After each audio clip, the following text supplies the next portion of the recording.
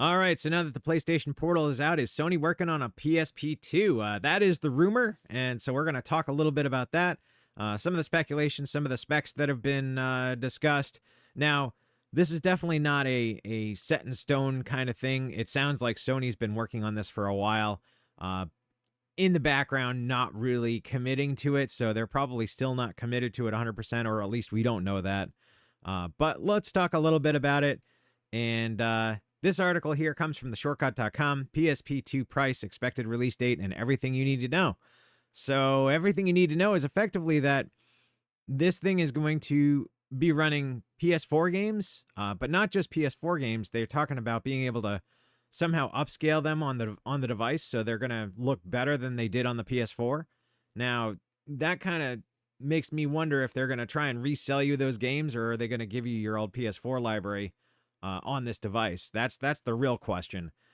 Because if they give you your old PS4 library, I mean, this is going to be competitive with the Steam Deck, with the Switch too, if they go that route.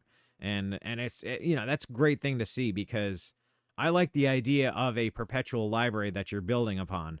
I like the idea that you can pull your old games out on your new hardware and still play them. That's fantastic. I mean, that's the way to go. And I hope that they do that, because that would make this a very competitive console.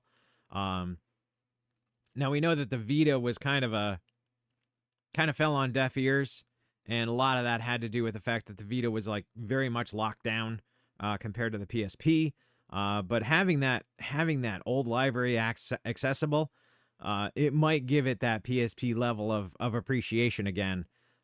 Just because you got those old games out there ready to play at any time. I mean, that's fantastic. And they're also talking about being able to remote play with this device, kind of like the Portal does with the PS5.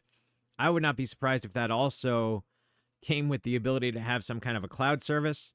And I know we've talked a lot about how flat that fell with Google's attempt, and a number of other cloud gaming services that fell flat.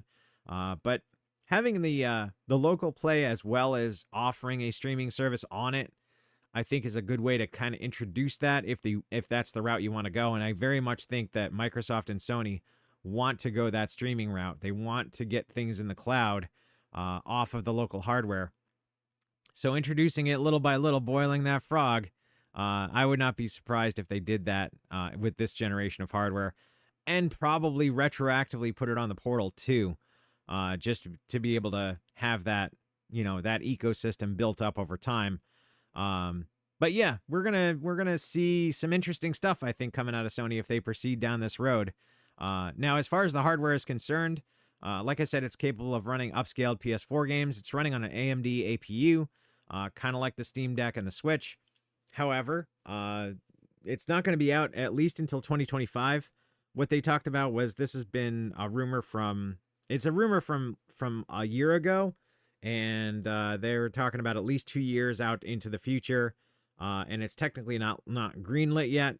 But knowing that it's from a while ago, it might be looking at 2025 for this, potentially, if not late 2025.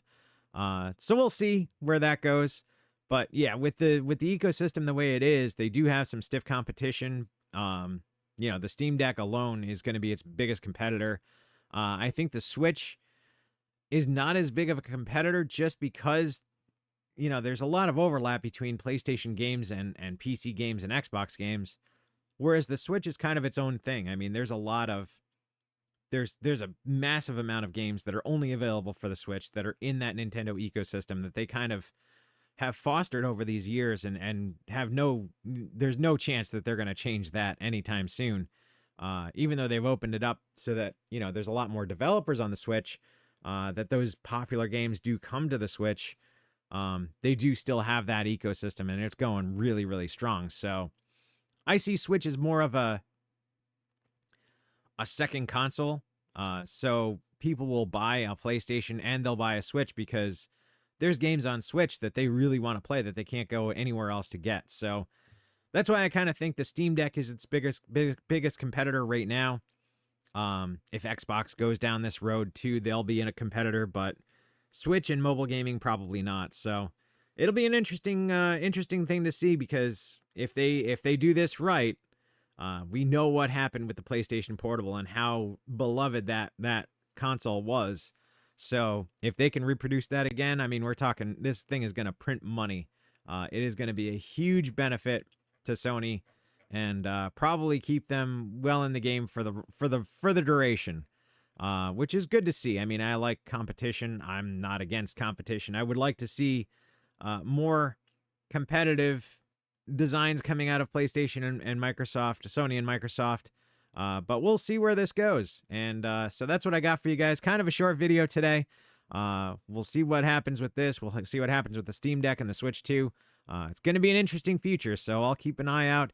And if I hear anything else, I will let you guys know. In the meantime, give the video a like if you like these kind of videos, and I will talk to you later.